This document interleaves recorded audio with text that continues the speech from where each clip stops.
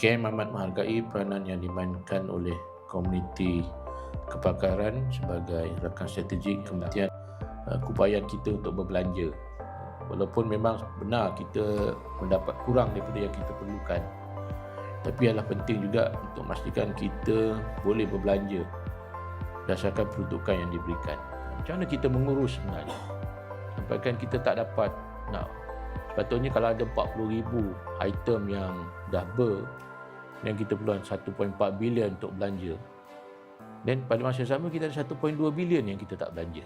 Kena belanjalah. Tolong kementerian untuk belanja.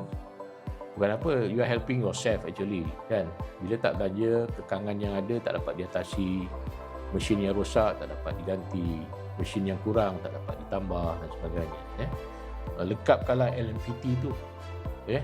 Kadang-kadang saya tengok dalam mesyuarat naik pangkat, tak dapat naik pangkat. Kawan-kawan dah naik pangkat, dia tak dapat naik pangkat. Jadi kaedah tu dah ada, dah diperalusi dan dah dipersetujui di peringkat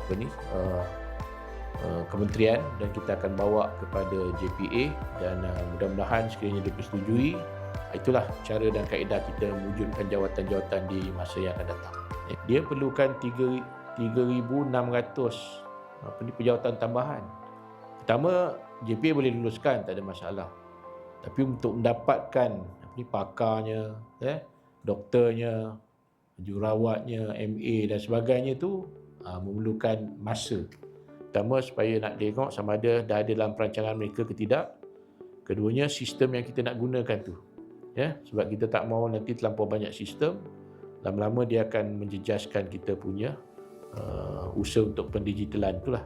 Pastikan ada kaedah di mana setiap keputusan itu sama ada di peringkat program, di peringkat kepakaran dan sebagainya di-escalate mengikut channel yang tertentu, dan akhirnya diterjemahkan ke peringkat satu ialah pengiktirafan kepada expansion itu sendiri.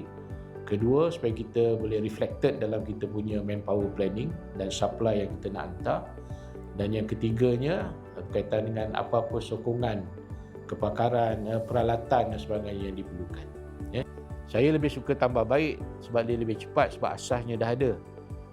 Berbandingkan buat baru ni kadang lama. Jadi itu saya belum pergigian belum lagi datang kepada saya. Nanti kalau dah selesai isu tu, nanti kita akan cuba bawa ke JPA lah. Pegawai kita dalam bidang klinikal ni buat kerja-kerja klinikal lah. Jadi yang ini kita kena tengok lah. Kalau kita boleh gunakan MyStep ke dan sebagainya untuk buat kerja-kerja keuangan dan sebagainya, kita akan supply MyStep, yang mana semua fasiliti akan digabungkan dan diletakkan di bawah konsesi mengikut zon. Jadi hospital ke, klinik pergigian ke, institusi, semua akan termasuk di bawah program konsesi itu, Integrated Facilities Management. Sebab tu kadang JPA bila kita submit pejawatan, dia datang buat naziran. Dia nak check betul tak, kan, bahawa kita perlukan sekian banyak dan sekian banyak.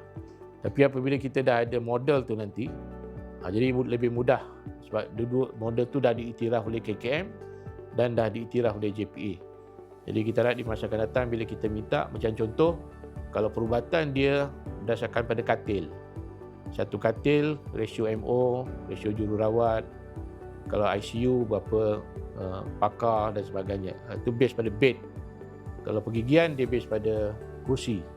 Jadi itu ketetapan yang kita nak dapatkan persetujuan dengan JPA lah. Once itu dah ada nanti, dan dia mudah. Betul, cabaran mendapatkan tanah memanglah, especially di kawasan-kawasan bandar dan sebagainya. Dan kadang yang kita dapat pun tak apa sesuai. Bila kita bawa kepada JKR kata dia punya feasibility dia 60%, 50%. Maksudnya kalau nak proceed juga, banyak belanja kena buat lah, nak menyediakan tanah tu. Jadi saya fikir kalau bolehlah bersama-sama dengan JKN buatkan perancangan dan secara aktif lah cari tanah-tanah walaupun mungkin belum nak pakai, usahakan supaya land banks kita ni sentiasa ada. Tentang allowance on call ni ada juga beberapa lagi skim yang minta allowance on call. Tapi saya minta dia orang buat dalam bentuk paper lah, melalui kesatuan atau persatuan supaya kita boleh study apa asas dan prinsip dia, sebab on call ni dia ada basis dia.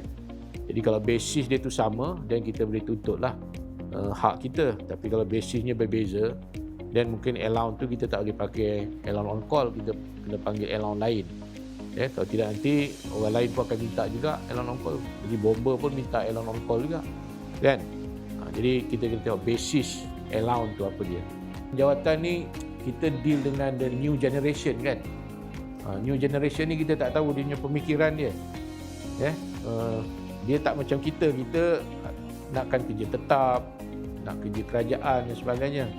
Generasi baru ni dia nak masuk kolej pun dia tak mau. Jadi kalau boleh dia nak terus kerja. Jadi kalau lulus SPA, pergi latihan, masuk ILKKM dan sebagainya, lepas tu baru dapat gaji dan sebagainya. Kawan pula dah lulus ILKM tak dapat juga jawatan tetap dan sebagainya. Ini semua faktor-faktor yang menyebabkan kurangnya minat lah untuk generasi muda menyertai perkhidmatan awam. Tapi bukan